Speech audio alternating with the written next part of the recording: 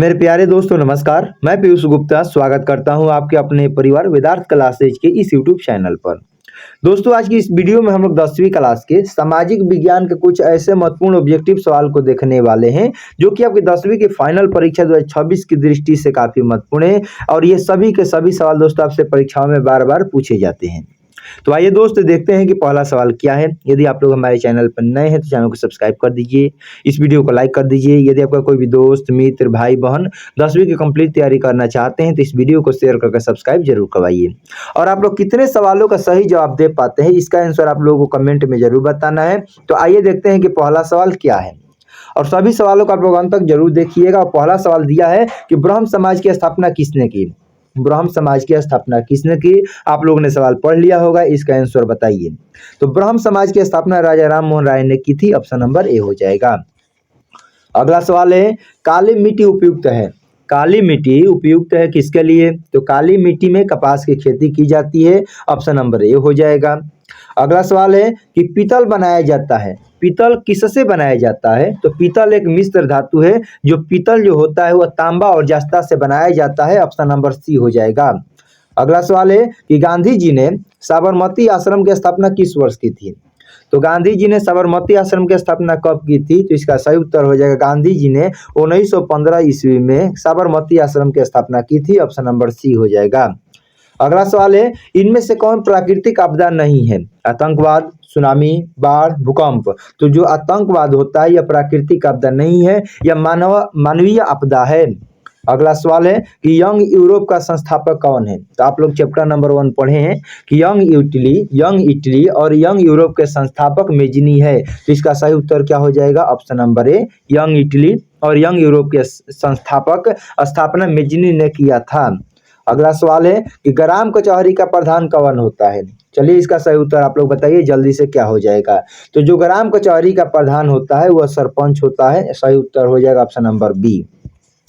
अगला सवाल है कि भारत में कितने राष्ट्रीयकृत बैंक हैं, 14, 19, 20 या 27। तो भारत में टोटल 19 नेशनल बैंक है, राष्ट्रीयकृत बैंक है।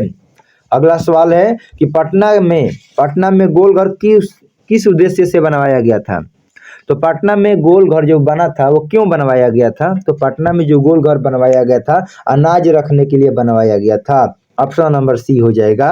अगला सवाल है कि 1977 की लोकसभा के चुनाव में किस दल को स्पष्ट बहुमत मिला था। जब लोकसभा का चुनाव 1977 में हुआ था तो किस पार्टी को, किस दल को स्पष्ट बहुमत मिला था, तो इसका सही उत्तर हो जाएगा जनता पार्टी को 1977 के लोकसभा चुनाव में स्पष्ट बहुमत मिला था। अगला सवाल है कि भारत में योजना आयोग का गठन कब किया गया था। तो आप सभी लोग को मालूम होना चाहिए योजना आयोग को नीति आयोग के भी नाम से जाना जाता है और इसका गठन कब हुआ था, तो इसका गठन 15 मार्च 1950 ईस्वी को हुआ था, ऑप्शन नंबर ए हो जाएगा। यह भी सवाल पूछा गया है कि योजना आयोग को किस नाम से जाना जाता है, तो योजना आयोग को नीति आयोग के भी नाम से जाना जाता है। अगला सवाल है कि भारतीय राष्ट्रीय कांग्रेस की स्थापना कब हुई थी। भारतीय राष्ट्रीय कांग्रेस की स्थापना कब हुई थी, तो आप सभी लोगों को मालूम होना चाहिए कि भारतीय राष्ट्रीय कांग्रेस की स्थापना 1885 ईस्वी में हुआ था, ऑप्शन नंबर क्या हो जाएगा, ए हो जाएगा। अगला सवाल दिया गया है आपके स्क्रीन पर कि नेपा नगर प्रसिद्ध क्यों है। चलिए आप लोग इसका आंसर जल्दी से सवाल पढ़िए, इसका आंसर बताइए कि नेपा नगर क्यों प्रसिद्ध है। चीनी के लिए, सीमेंट के लिए, अखबारी कागज के लिए कि सूती कपड़ों के लिए। तो जो नेपा नगर है वो आपके अखबारी कागजों के लिए प्रसिद्ध है, ऑप्शन नंबर सी हो जाएगा। अगला सवाल है कि सर्वाधिक वर्षा कहाँ होती है। सबसे अधिक वर्षा कहाँ होती है, तो सबसे अधिक वर्षा मानसिंह मेघालय में होती है। अगला सवाल दिया गया है कि नोबेल पुरस्कार से सम्मानित बांग्लादेशी अर्थशास्त्री कौन है। तो कौन ऐसा बांग्लादेशी अर्थशास्त्री है जिन्हें नोबेल पुरस्कार से सम्मानित किया गया था, तो इसका सही उत्तर हो जाएगा प्रोफेसर मोहम्मद यूनुस को। देखिए 4 गो एक के जैसा ऑप्शन दिखाई दे रहा है और एक में से आप लोग इकबाल यूनुस मार के आ जाइएगा, दो को जो ऑप्शन में दिया है। लेकिन सही उत्तर क्या हो जाएगा, प्रोफेसर मोहम्मद यूनुस है जिनको बांग्लादेश के हैं और इन्हें अर्थशास्त्र के क्षेत्र में नोबेल पुरस्कार से नवाजा गया था। अगला सवाल है कि कौन ऐसा उद्योग है जो कृषि पर आधारित नहीं है। आपके पास 4 ऑप्शन है, सूती वस्त्र, सीमेंट उद्योग, चीनी उद्योग या जूट उद्योग। तो जो सीमेंट उद्योग होता है वो कृषि पर आधारित नहीं होता है, सही उत्तर हो जाएगा ऑप्शन नंबर बी। अगला सवाल है कि कार्ल मार्क्स का जन्म कहाँ हुआ था। जो कार्ल मार्क्स हैं उनका जन्म कहाँ हुआ था? तो कार्ल मार्क्स का जन्म जर्मनी के राइन प्रांत के टियर नगर में हुआ था। ऑप्शन नंबर ए हो जाएगा। अगला सवाल है कि लोकतंत्र जनता के द्वारा तथा जनता के लिए शासन है, यह किसका कथन है? तो लोकतंत्र जनता के द्वारा और जनता के लिए शासन है, यह कथन है अब्राहम लिंकन का। अगला सवाल है कि झारखंड राज्य का गठन कब हुआ था? तो झारखंड राज्य 15 नवंबर बिहार से 2000 ईस्वी में अलग हुआ था। 15 नवंबर 2000 ईस्वी को झारखंड राज्य का गठन हुआ था, बिहार झारखंड अलग हुए थे। अगला सवाल है कि यूरोप का मरीज किसको कहा जाता है? यूरोप का मरीज किसे कहा जाता है? तो यूरोप का मरीज तुर्की को कहा जाता है। अगला सवाल है कि मंदार हिल किस जिले में है? तो इसको याद करने का तरीका है कि याद रख लीजिए कि मंदार हिल में बांका, मंदार हिल में बांका, इसीलिए इसका सही उत्तर हो जाएगा Banka. Option number C, Mandar hill में बांका यानी कि बांका। अगला सवाल है कि भारतीय जनता पार्टी का चुनाव चिन्ह क्या है? भारतीय जनता पार्टी का चुनाव चिन्ह सभी लोगों को मालूम है कि कमल का फूल है। ऑप्शन नंबर बी हो जाएगा। अगला सवाल है कि कागज का आविष्कार किस देश में हुआ? कागज का आविष्कार किस देश में हुआ था? तो इसका सही उत्तर हो जाएगा ऑप्शन नंबर ए, चाइना में कागज का आविष्कार हुआ था। अगला सवाल दिया गया कि भारत का सबसे बड़ा बंदरगाह कौन है? भारत का सबसे बड़ा बंदरगाह जो है वो आपके मुंबई में है। ऑप्शन नंबर ए हो जाएगा। अगला सवाल है कि भारत में वित्तीय वर्ष होता है, भारत में वित्तीय वर्ष कब से कब तक को कहा जाता है? तो इसका सही उत्तर हो जाएगा भारत में वित्तीय वर्ष 1 अप्रैल से 31 मार्च तक को कहा जाता है। अगला सवाल है कि बृहद क्षेत्र में जल की उपस्थिति के कारण पृथ्वी को क्या कहा जाता है? तो सभी लोगों को मालूम होना चाहिए कि पृथ्वी को नीला ग्रह के भी नाम से जाना जाता है। तो इतना लिखने की कोई जरूरत नहीं, तो बस पृथ्वी को किस ग्रह के नाम से जाना जाता है? तो नीला ग्रह के नाम से जाना जाता है। अगला सवाल है कि सूचना का अधिकार अधिनियम कानून कब पारित हुआ था? सूचना का अधिकार नियम अधिनियम जो है वो कब पारित हुआ था? तो इसका सही उत्तर हो जाएगा सूचना का अधिकार अधिनियम जो कानून है वो 2005 ईस्वी में पारित हुआ था। अगला सवाल है कि टिप्पू सुल्तान कहाँ के शासक थे? जो टिप्पू सुल्तान थे वो कहाँ के शासक थे? तो टिप्पू सुल्तान मैसूर के शासक थे। अगला सवाल है कि जलियांवाला बाग हत्याकांड कब हुआ था? ये सभी लोग को याद होना चाहिए। जलियांवाला बाग हत्याकांड 13 अप्रैल 1919 ईस्वी को हुआ था। और ऐसा कहाँ पर ऑप्शन है? तो ऑप्शन नंबर ए हो जाएगा इसका सही उत्तर। अगला सवाल है कि बिहार का शोक किस नदी को कहा जाता है? जो बिहार है अपना बिहार का शोक किस नदी को कहा जाता है? तो बिहार का शोक कोसी नदी को कहा जाता है। अगला सवाल है कि सिखों के 10वें और अंतिम गुरु गोविंद सिंह का जन्म बिहार के किस नगर में हुआ था? चलिए इसका सही उत्तर आप लोग बताइए। बिहार में गुरु गोविंद सिंह का जन्म कहाँ पर हुआ था? तो सिखों के 10वें और अंतिम गुरु गोविंद सिंह का जन्म बिहार के पटना में हुआ था। अगला सवाल दिया गया है अंकोर वाट के मंदिर का निर्माण किस शासक के द्वारा करवाया गया था? तो अंकोर वाट के मंदिर का निर्माण सूर्यवर्मन द्वितीय के द्वारा करवाया गया था। ऑप्शन नंबर ए हो जाएगा। अगला सवाल है कि पंचायती राज व्यवस्था सर्वप्रथम किस राज्य में लागू किया गया? पंचायती राज व्यवस्था सर्वप्रथम किस राज्य में लागू किया गया? तो इसका सही उत्तर हो जाएगा राजस्थान में लागू हुआ था। ऑप्शन नंबर ए हो जाएगा। अगला सवाल है इनमें से कौन बीमारू राज्य है? चलिए दोस्तों इसको आंसर बताने से पहले आप लोग को सवाल क्लास अच्छा लग रहा है तो आप लोग चैनल को सब्सक्राइब करते रहिएगा, वीडियो को लाइक करना मत भूलिए और कमेंट में आपको तो जरूर बताना ही है कि आप लोग कितने सवालों का सही जवाब दे रहे हैं। तो चलिए इसका आंसर आप लोग बताइए कि इनमें से कौन बीमारू राज्य है?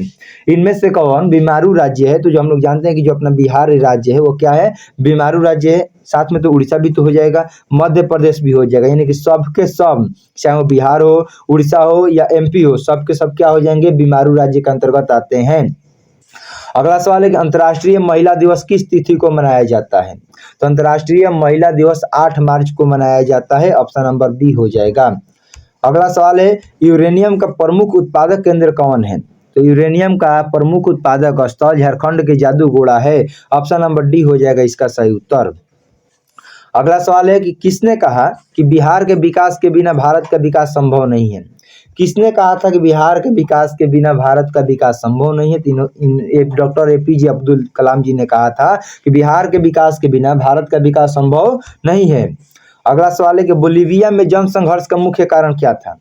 बोलीविया में जो संघर्ष हुआ था, लड़ाई झगड़ा हुआ था, क्यों हुआ था? तो पानी की प्राइस में, पानी की कीमत में वृद्धि हो गया था, जिसके कारण वहां बोलीविया में जन संघर्ष हो गया था।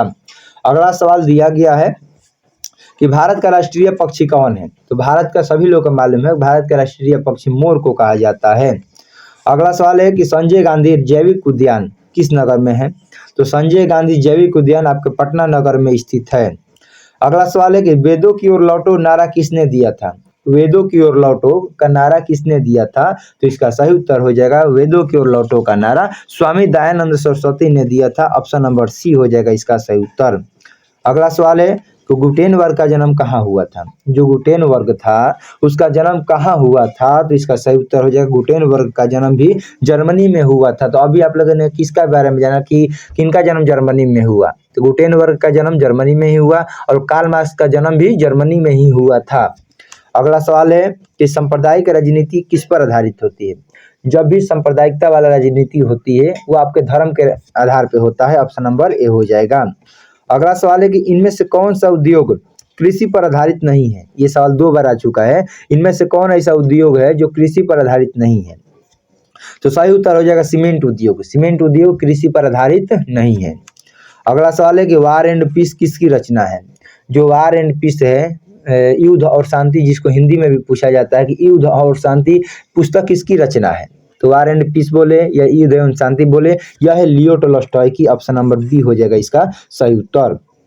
अगला सवाल है कि चावल कैसा फसल है? जो चावल है वो कैसा फसल है आप लोग जानते हैं, बताइए। जो चावल होता है वो खरीफ फसल होता है, जबकि जो गेहूं होता है वो रबी फसल होता है। तो ऑप्शन नंबर ए हो जाएगा इसका सही उत्तर। अगला सवाल है कि इनमें से किसने कहा कि संसाधन होते नहीं बनते हैं? ज्योग्राफी का पहला ही चैप्टर का शुरू पेज में ही दिया गया है कि किसने कहा था कि संसाधन होते नहीं बनते हैं? तो जिमरमैन ने कहा था कि संसाधन होते नहीं है बनते हैं। अगला सवाल है कि सविनय अवज्ञा आंदोलन किस यात्रा से शुरू हुआ था? सविनय अवज्ञा आंदोलन 1930 के दांडी यात्रा से शुरू हुआ था। ऑप्शन नंबर सी हो जाएगा इसका सही उत्तर। अगला सवाल है कि इनमें से किसको प्राथमिक क्षेत्र कहा जाता है? इनमें से किसको प्राथमिक क्षेत्र कहा जाता है? तो सभी लोगों को मालूम है कि प्राथमिक क्षेत्र कृषि क्षेत्र को कहा जाता है और कृषि क्षेत्र को प्राथमिक क्षेत्र कहा जाता है। अगला सवाल दिया गया है कि बिहार में संपूर्ण क्रांति के नेतृत्व किसने किया? तो बिहार में संपूर्ण क्रांति का नेतृत्व किसने किया था? तो इसका सही उत्तर हो जाएगा जयप्रकाश नारायण जी के द्वारा बिहार में संपूर्ण क्रांति का नेतृत्व हुआ था। अगला सवाल है कि इनमें से किसको पिछड़ा राज्य कहा जाता है? तो जो अपना बढ़िया राज्य है, अपना सुंदर राज्य बिहार, उसी को पिछड़ा राज्य कहा जाता है। ऑप्शन नंबर क्या हो जाएगा? सी हो जाएगा। अगला सवाल है कि काउंटकाउर को विक्टर इमैनुअल ने किस पद पर नियुक्त कर दिया था? तो काउंटकाउर को विक्टर इमैनुअल ने प्रधानमंत्री के पद पर नियुक्त कर दिया था। ऑप्शन नंबर सी हो जाएगा।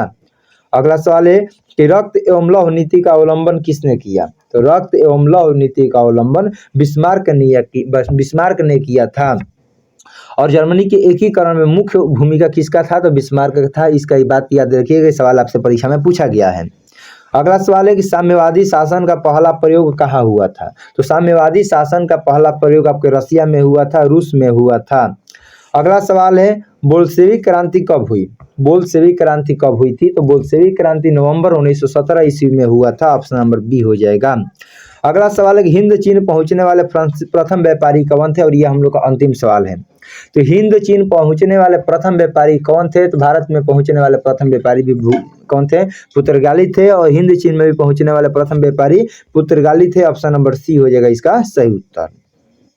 तो चलिए दोस्तों, इस क्लास में हम लोग इस वीडियो में हमने टोटल 56 ऑब्जेक्टिव सवालों को देखा।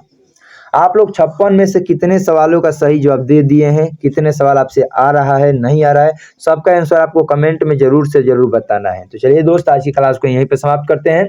यदि आप लोग हमारे चैनल पर नए हैं तो चैनल को सब्सक्राइब कर दीजिए, इस वीडियो को लाइक कर दीजिए। यदि आपका कोई भी दोस्त मित्र भाई बहन 10वीं की कंप्लीट तैयारी करना चाहते हैं तो इस वीडियो को शेयर करके सब्सक्राइब जरूर करवाइए। मिलते हैं अगले क्लास में, तब तक के लिए आपको जय हिंद जय भारत।